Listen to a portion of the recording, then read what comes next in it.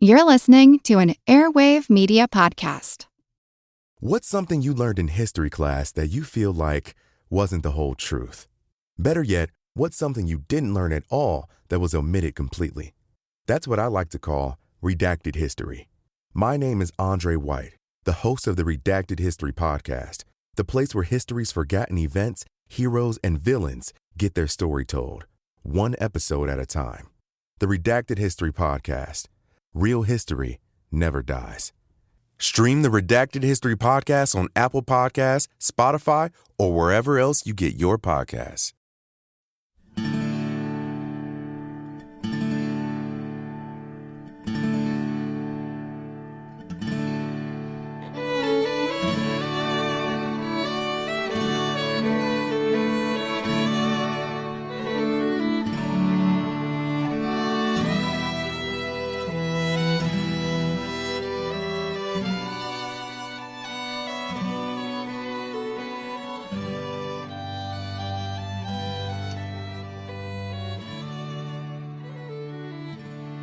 Hey everyone, thanks for tuning in to the 390th episode of our Civil War podcast.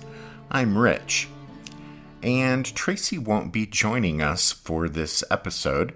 We've been having some technical difficulties recording with both of us.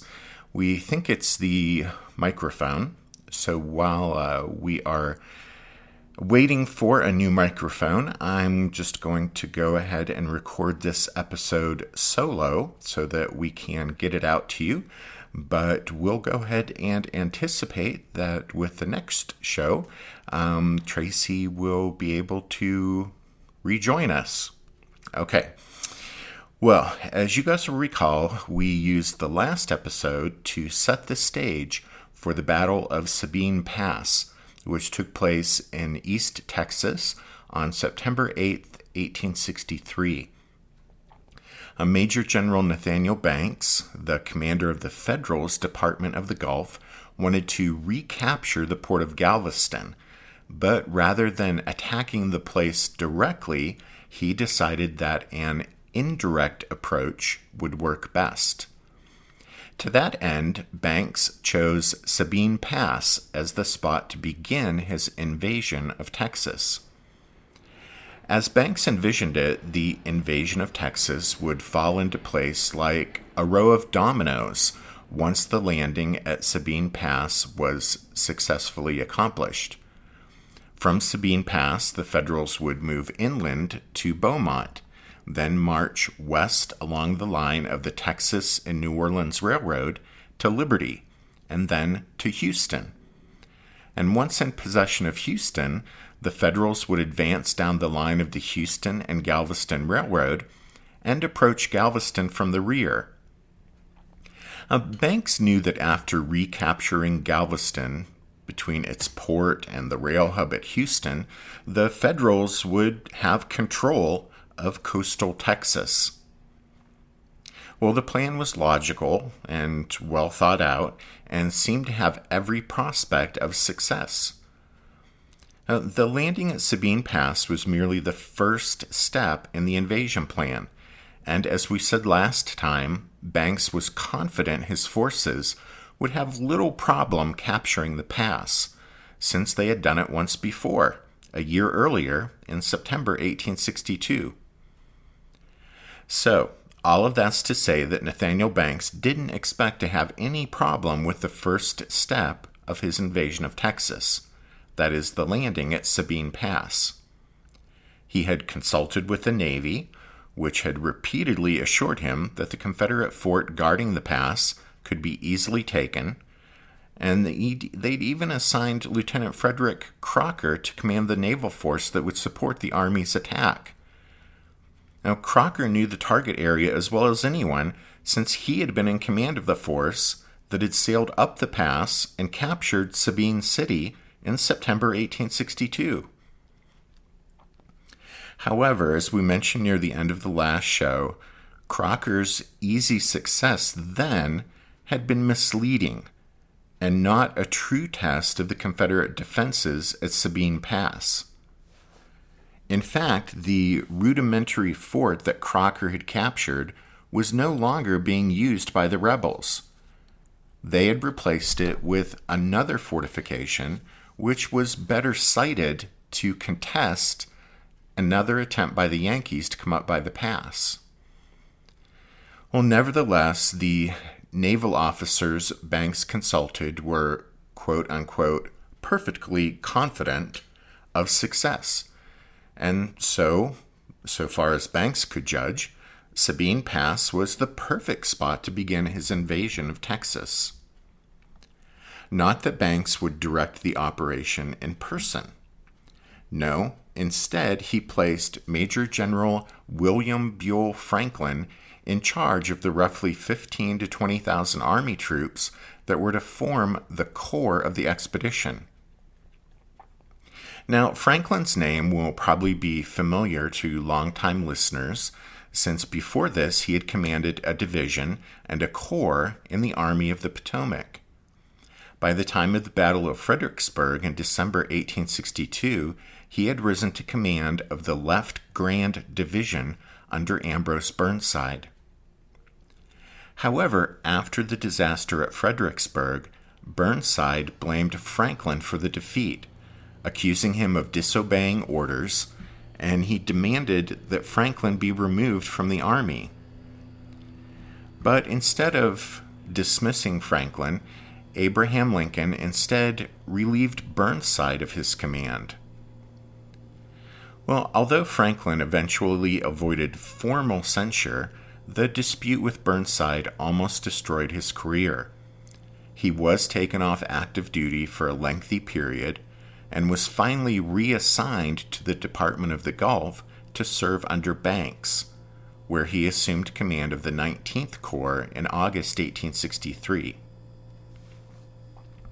Well, Banks held a series of discussions with the Navy, and they arrived at a plan to get Franklin's army force ashore at Sabine Pass as efficiently and expeditiously as possible.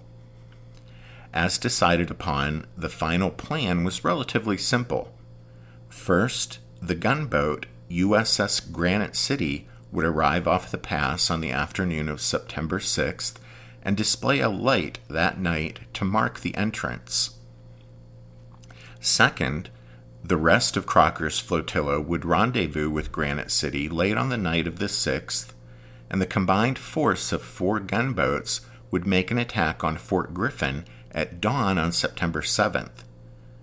The gunboats would have a small force of infantry soldiers on board to act as sharpshooters during the attack on the fort. The third and final part of the plan called for Franklin to arrive with the transports and the bulk of the infantry at midday on the 7th, when he would find Sabine Pass and Fort Griffin already in the hands of the Navy. Once Franklin landed the first wave of troops and secured Sabine City, he would march north up the railroad to Beaumont, and the campaign to conquer Texas would be underway.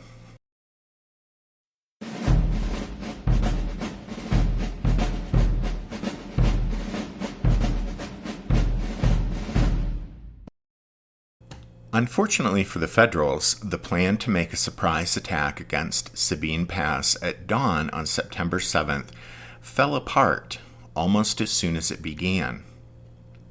Acting Master Charles Lamson, in command of Granite City, reached the entrance to the pass on the afternoon of the 6th as scheduled, but the Union warship on blockade duty that Lamson anticipated meeting there was nowhere to be seen. Although the blockader had merely sailed off to replenish her supply of coal, Lamson began to worry that the enemy might have had a hand in the ship's disappearance. As evening approached, Lamson's imagination began to run wild, and he eventually convinced himself that he had seen the notorious Confederate commerce raider CSS Alabama lurking in the distance. To escape this imaginary threat, Lamson took Granite City and fled eastward up the coast in the darkness, leaving no light at the entrance to Sabine Pass. Unaware of Granite City's deviation from the plan, Crocker sailed the other gunboats back and forth along the dark Texas coast on the night of September 6th, looking in vain for the light that would mark the entrance to the pass. Dawn on the morning of the 7th found Crocker and the other gunboats off the entrance to a pass, but it was Calcasieu Pass, about 30 miles east of Sabine Pass. Well, disgusted and tired, Crocker finally met up with Granite City and correctly dismissed Lamson's supposed encounter with Alabama as nonsense. But now Crocker had a real problem, because he hadn't made the dawn attack on Sabine Pass that was called for in the plan. Well, meanwhile, General Franklin and 20 transports full of Army troops were steaming towards Sabine Pass from Louisiana, under the erroneous assumption that Crocker and the Union gunboats had already attacked at dawn and seized control of the pass and captured the rebel fort. Well, Crocker realized that if anything from the original plan was to be salvaged, his force would have to intercept the rest of the expedition so that everyone could do a reset, wait out the night off the entrance to the pass, and then the gunboats could make an attack at dawn the following day, on the morning of the 8th. So, to stop the rest of the expedition, Crocker placed his 4 gunboats in a net extending out from the shore. But as it turned out, his net was a leaky one, since Franklin and the transports sailed around the net's end and reached Sabine Pass at about 11 o'clock on the morning of September 7th. By now, USS Cayuga, the blockader whose absence had spooked Lamson, had returned to her station off the entrance to Sabine Pass, and informed Franklin that the pass and the fort were still in Confederate hands, and that Crocker's gunboats had never even shown up. Well, one can imagine Franklin's state of mind when, at around 9 o'clock that night, Crocker finally arrived on the scene and met up with him. Well, as Franklin and Crocker sorted out what had happened, they realized that by this time it was clear that any attack would have lost the element of surprise, since the Confederates couldn't have helped but notice all the activity off the entrance to the pass. Nevertheless, the 2 men were confident that with such an overwhelming force, they could still easily complete their objectives and get the Texas campaign off to a successful start. To that end, it was agreed that Crocker would steam up the pass with his gunboats and make the attack on the fort the next morning, the morning of the 8th, which was 24 hours after originally called for, but they thought, better late than never.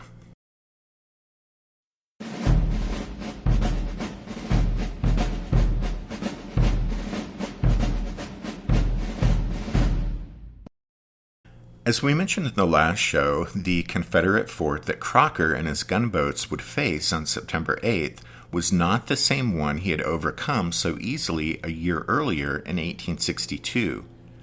That fort had been abandoned by the rebels, and a new one, Fort Griffin, had been built at a site a bit north of the old one. In other words, just a bit farther up inside the pass.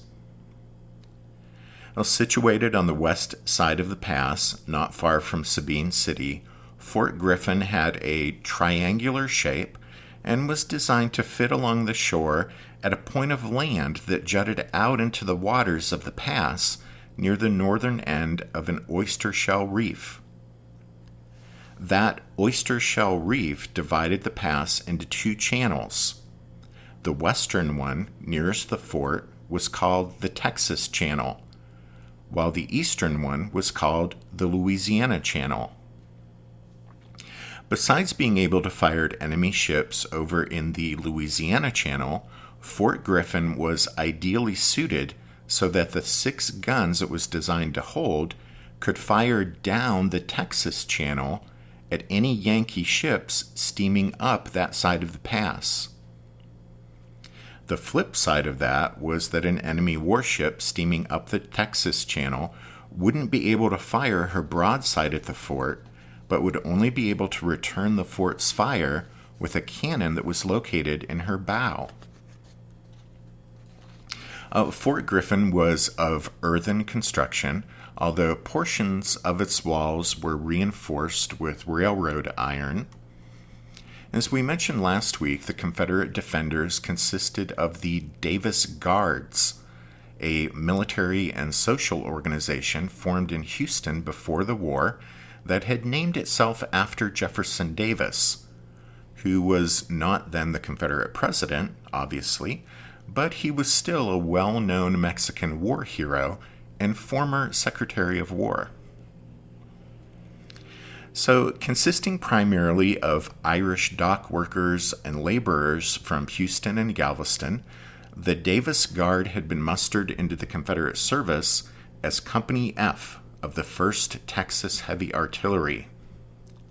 At Sabine Pass on September 8, 1863, Lieutenant Dick Dowling was in command of Fort Griffin while the company's captain was away on official business. Dowling had been born in County Galway, Ireland in 1837.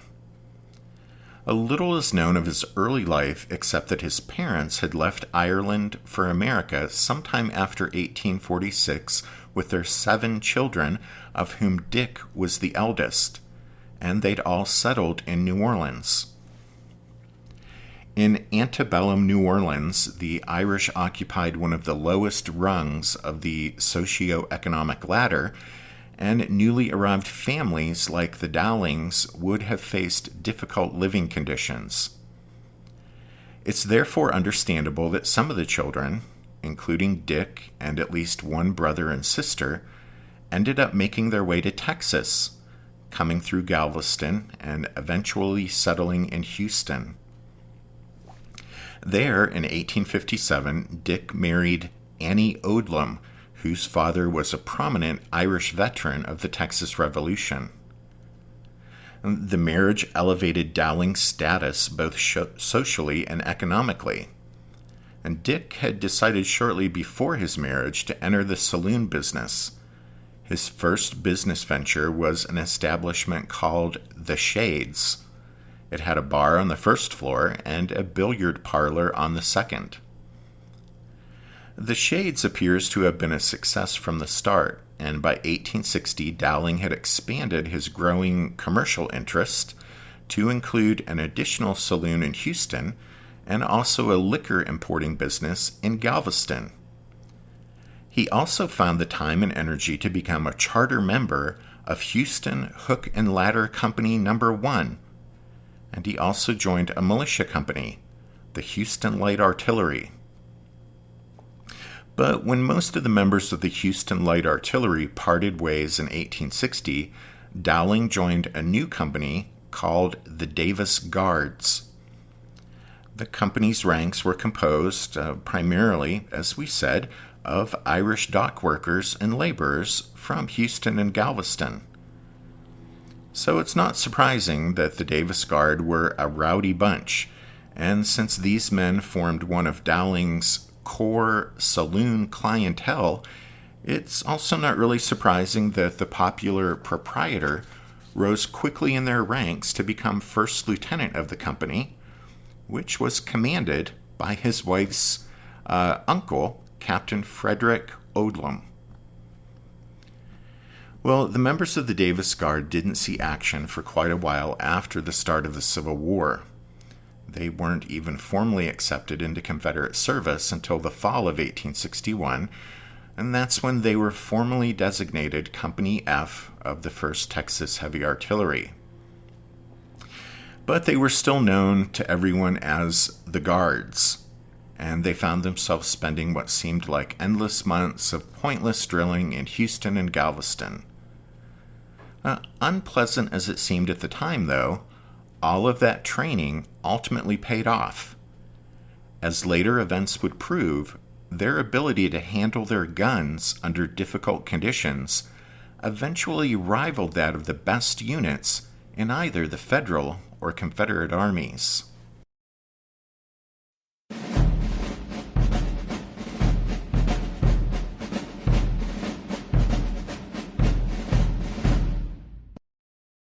The members of the Davis Guard liked and respected Odlum and Dowling. That didn't mean the guards were easy to command, though. On the contrary, they were a rambunctious bunch who almost seemed to worship brawling and rowdy behavior. In fact, the Guards' antics led to a great deal of friction with the Confederate military authorities in Texas. In their first year of service, the unit was temporarily disbanded for, quote, mutinous and disorderly conduct, end quote. And on another occasion, after participating in the Battle of Galveston at the beginning of 1863, the Guards celebrated the victory with an unfortunate combination of cannon fire and alcohol. The result was that they suffered half as many casualties celebrating the battle as they had suffered in the fighting itself. Well, soon after that incident, the Confederate authorities in Houston decided to transfer the Guards to Sabine Pass, which was an out-of-the-way location where it was hoped the only trouble they might cause would be for the enemy. As they practiced their loading and firing drills almost endlessly in the heat of the summer of 1863, Dowling and the men of the Davis Guard watched the construction of the new fort at Sabine Pass, Fort Griffin, with great interest. Although the fort was designed to accommodate 6 guns, the military engineers who supervised its construction didn't initially have that many guns to move into the fort. Major Julius Kellersburg, the chief Confederate Army engineer for East Texas, searched high and low throughout the area, but only turned up 2 24-pounders and 2 brass howitzers. That left the fort 2 guns short and without any heavy guns.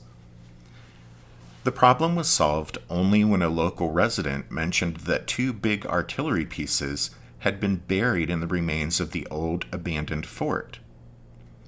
Well, after probing the swampy ground with long poles, a pair of 32-pounders were discovered.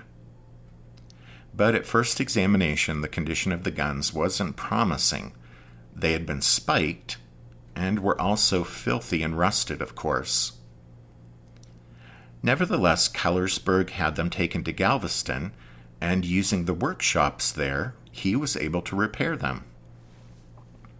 Arriving back at Fort Griffin, Kellersburg found the men of the Davis Guard eagerly awaiting these additions to their arsenal. And to the major's immense relief, test firings of the repaired guns were successful. And to assist the Guards in accurately aiming the 2 24-pounders and the 2 32-pounders, Kellersburg painted a white line down the barrel of each gun. He then had white poles planted as aiming stakes across both channels of the pass. And with practice, the gunners were able to range their cannon on the poles sticking out of the water, and by doing so, they were prepared to throw extremely accurate fire at any enemy ships steaming up the pass. As we'll see, this preparation would be critical to the outcome of the battle that was about to take place.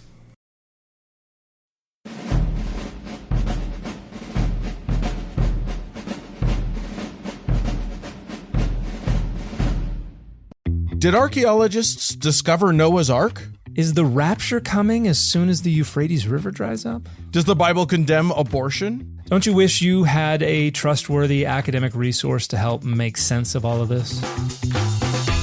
Well, I'm Dan Beecher, and he's award-winning Bible scholar and TikTok sensation Dr. Dan McClellan, and we want to invite you to the Data Over Dogma podcast, where our mission is to increase public access to the academic study of the Bible and religion, and also to combat the spread of misinformation about the same. But, in a fun way. Every week we tackle fascinating topics, we go back to source materials in their original languages, and we interview top scholars in the field. So whether you're a devout believer, or you're just interested in a clear-eyed, deeply informed look at one of the most influential books of all time, we think you're going to love the Data Over Dogma podcast. Wherever you subscribe to awesome shows.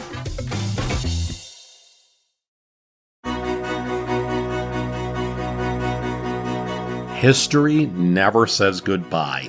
It just says, see you later. Edward Galeano was right when he said that. Events keep happening over and over again in some form. And that's the reason I produce the podcast, My History Can Beat Up Your Politics.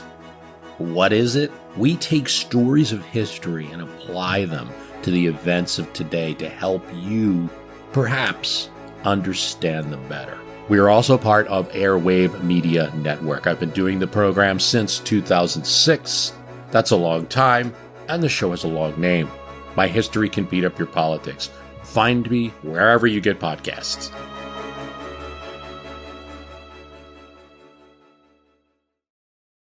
Dawn on September 8, 1863, found a very busy scene at the entrance to Sabine Pass. Dick Dowling realized that he and his fewer than 50 men were in a perilous position. But with Captain Odlum absent, Dowling's orders did permit him to abandon the fort and retreat if confronted by a superior enemy force. Well, the over 24 Yankee ships at the entrance to the pass, along with who knew how many soldiers on board, certainly seemed to qualify as a superior force by any definition. But nonetheless, Dowling wasn't prepared to give up Fort Griffin without a fight. In an unconventional move, Dowling decided to put the question to a vote. No records were kept that tell us precisely what the discussion among Dowling and his men was like, or what arguments were ultimately used to persuade them to stay and serve their guns in the face of such long odds, but it's likely that there was some mention of the Alamo and the Texans who had died there less than 30 years before. In fact, it's certain that the Alamo was on the minds of Dowling and his men, since Dowling's official after-action report states that the men formally adopted the phrase "liberty or death" as their motto. And those were the closing words in the last letter that William Travis sent from the Alamo. Well, having reached their decision and drawn their own line in the sand, so to speak, the determined men of the Davis Guard made their final preparations and awaited the Federal onslaught.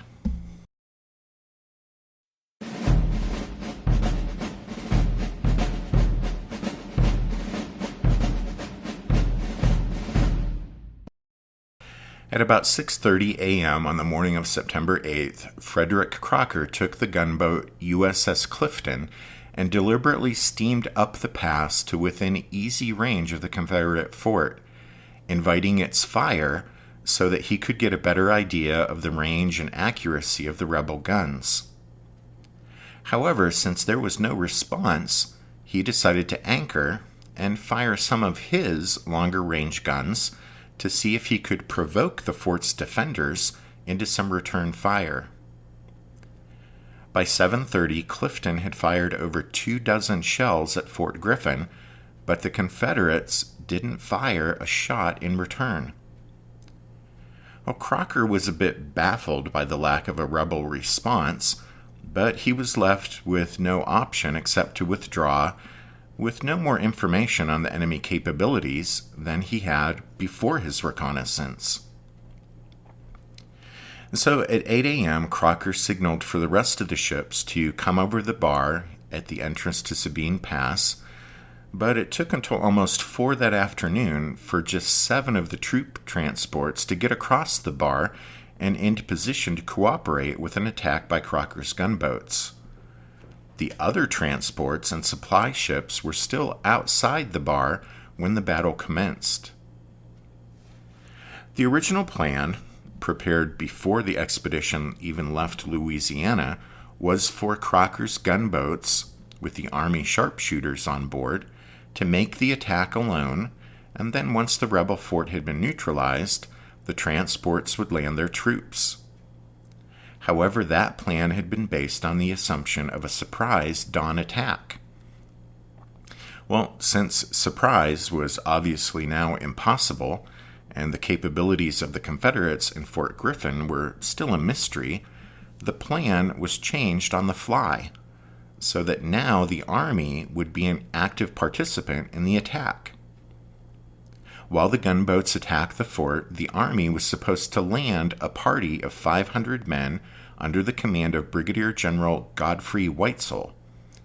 And once on dry land, this force was to move rapidly up the west side of the pass and assist in driving the rebel defenders out of the fort. The only thing left for the Federal commanders to determine was the spot where the troops would be landed. And so at around 1 p.m., Crocker, along with Generals Franklin and Weitzel, went up the pass in a small boat to investigate potential landing sites. None was very promising because of the marshy ground and thick, deep mud that bordered the western side of the pass. And in the end, the three officers decided that the only practical landing point was just above the site of the old Confederate fort that Crocker had captured a year earlier. At that spot, the water seemed to be of sufficient depth that the boats could pull reasonably close to the shore and land the troops. Well, by the time Crocker and the generals returned from their scout of potential landing sites, it was already mid-afternoon. Time was running out. If an attack was going to be made, it would need to be started soon. Finally, around 4 o'clock, with Weitzel's landing party having been loaded aboard the transport General Banks, all 4 gunboats moved into position, and everyone waited anxiously for Crocker to give the signal that would start the attack.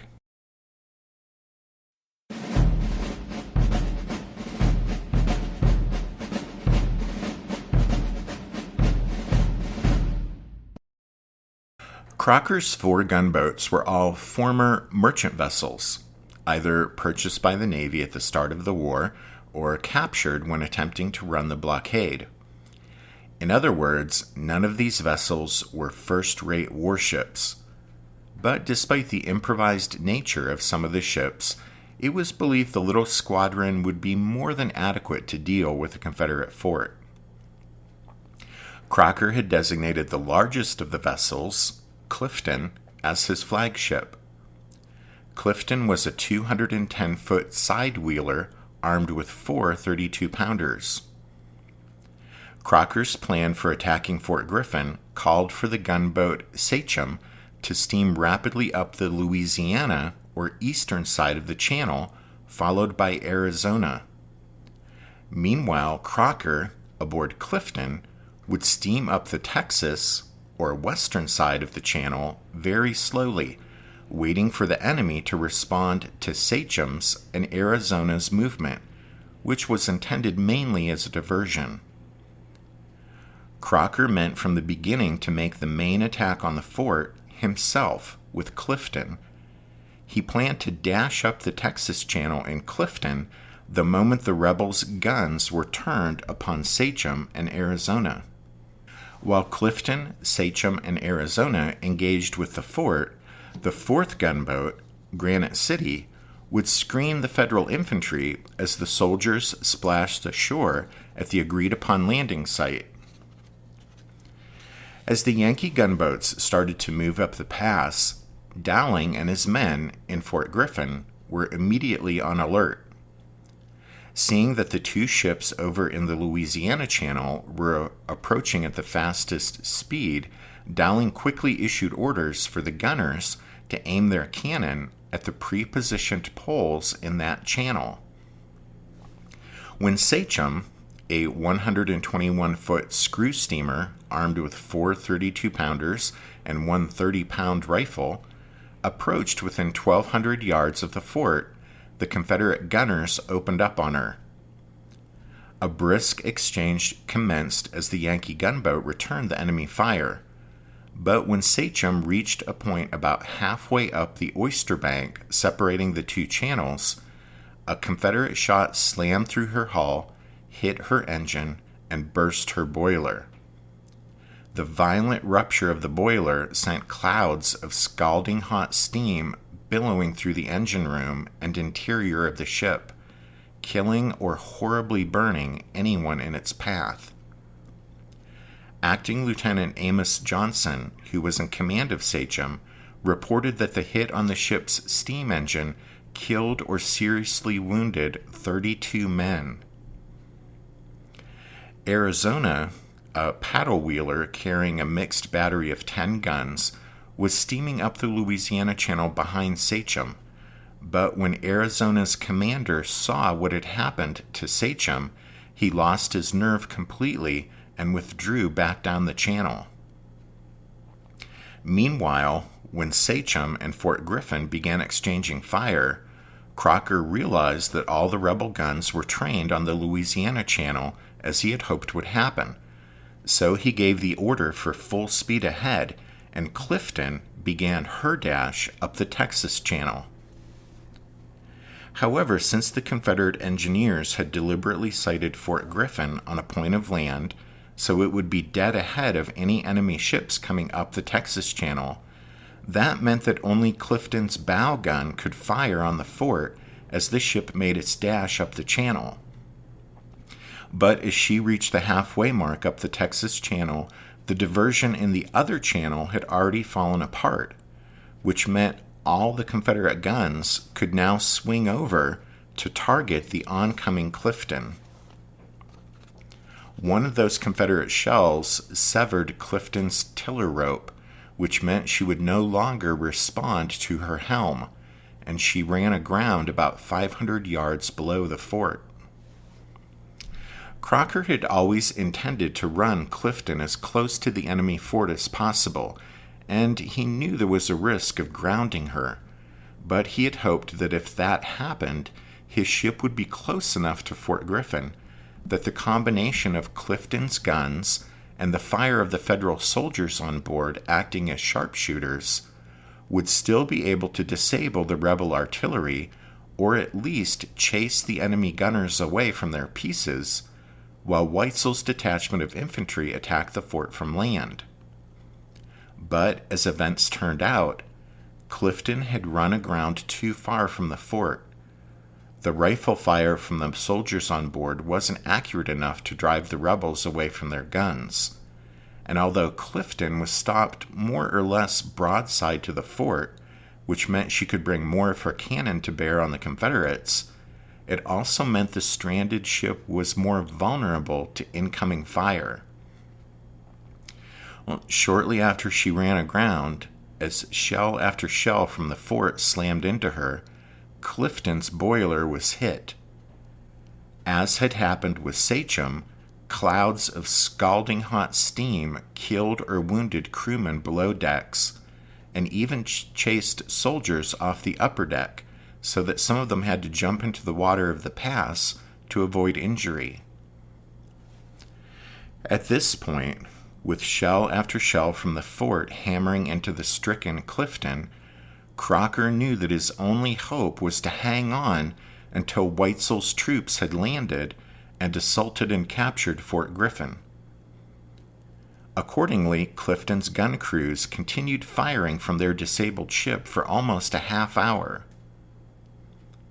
While Crocker was down amongst the gun crews, directing their fire and encouraging them with his presence, he was approached by one of his officers, who informed him that he considered further resistance to be useless, and he had taken it upon himself to haul down the flag to signal the ship's surrender.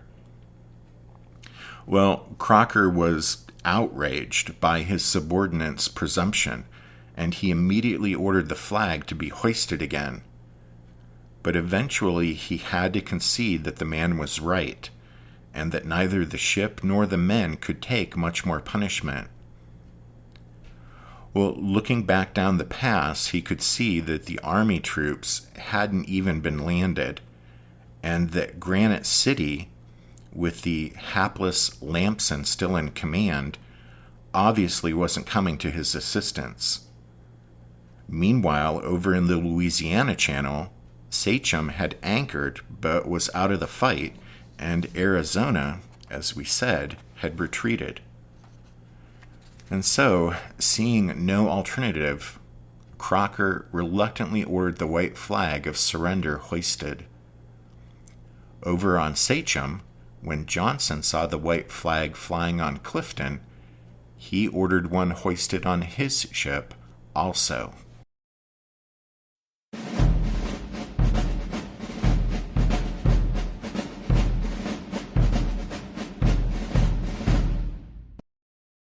The battle was over.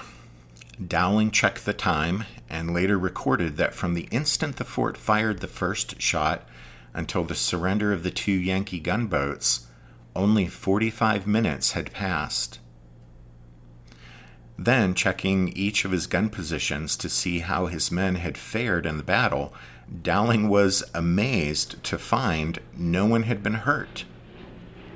As Captain Odlum would report, quote, "Our loss was, strictly and positively speaking, nobody was hurt. Not a single man received even a scratch, and the fort but slightly injured, and the contents entirely uninjured." Odlum went on to call the battle, quote, "a glorious and honorable little affair," end quote, and said, quote, "It does really seem that Providence has kindly favored us in this affair." Well, the side that Providence seemed not to have favored in the battle, the Union, not surprisingly viewed the affair quite differently. After receiving news of the battle, Secretary of the Navy Gideon Welles wrote with obvious restraint that, quote, "the disastrous results and total failure of the Sabine Pass expedition is a source of regret," end quote. All in all, the U.S. Navy lost the 2 gunboats, Clifton and Sachem, together with their crews and the soldiers on board acting as sharpshooters.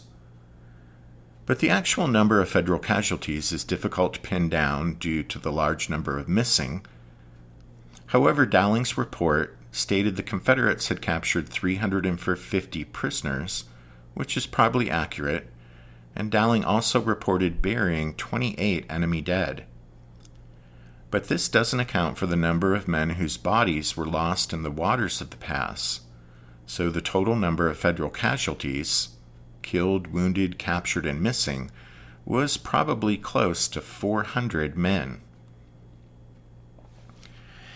Confederate officers in Texas had difficulty restraining their rhetoric about the incredible victory achieved by Dowling and his men.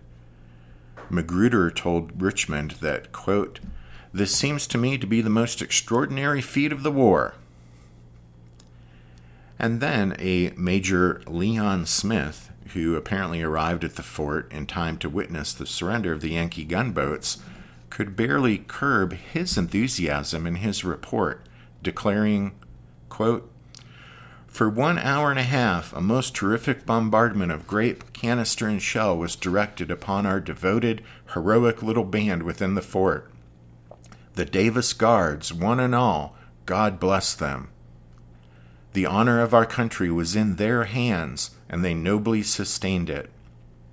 Every man stood at his post, withstanding the murderous fire that was poured upon us from every direction." Dick Dowling's own report was short and relatively modest. He wrote, quote, "All my men behaved like heroes. Not a man flinched from his post." Dowling also gave special recognition to Private Michael McKernan, whom he credited with firing the shot that disabled Sachem. News of the Davis Guards' remarkable victory at Sabine Pass spread throughout the Confederacy like wildfire. The late summer/early fall of 1863 was a time of great stress in every corner of the Confederacy, after Lee's defeat at Gettysburg, Grant's capture of Vicksburg, and Bragg's loss of Tennessee. So Southern newspapers were in search of something good to say, and they trumpeted the news of the victory at Sabine Pass. From Richmond, the Davis Guards received the thanks of the Confederate Congress, and Jefferson Davis extended to each of the Guards, quote, the gratitude and admiration of their country. Well, meanwhile, back in Texas, money was raised for the purpose of awarding silver medals to the victors of the Battle of Sabine Pass. On one side was engraved a Maltese cross and the letters DG for Davis Guard, and on the other side were the words Sabine Pass, September 8th, 1863.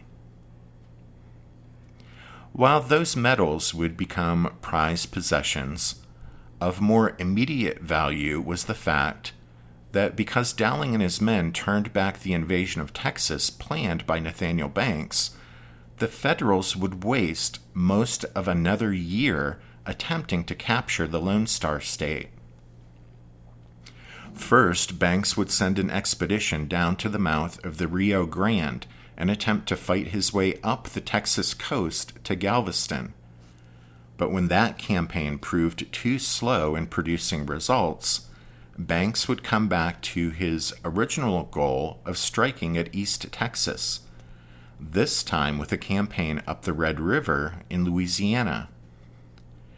However, as we'll see in a future podcast story arc, that campaign, which never even reached Texas soil, was an absolute disaster for the Federals.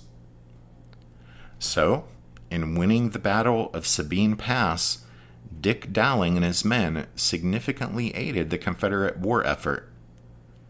They also demonstrated that battles aren't always decided on the basis of which side has the most men or most cannon.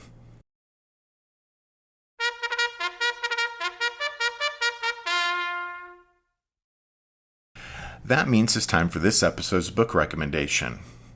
Although I have to admit that we don't really have a recommendation for you this time.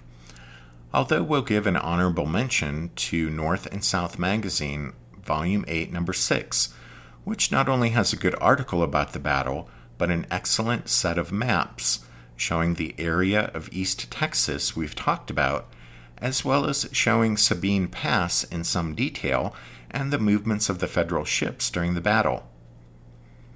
We'll put the reference up to that back issue of North and South on the website, which is www.civilwarpodcast.org.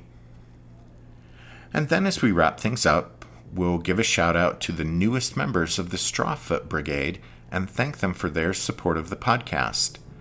So thanks to John M., Jim H., Russ G., David P., Stephen O., David A., Wesley K., David M., Ryan W., and Randy M.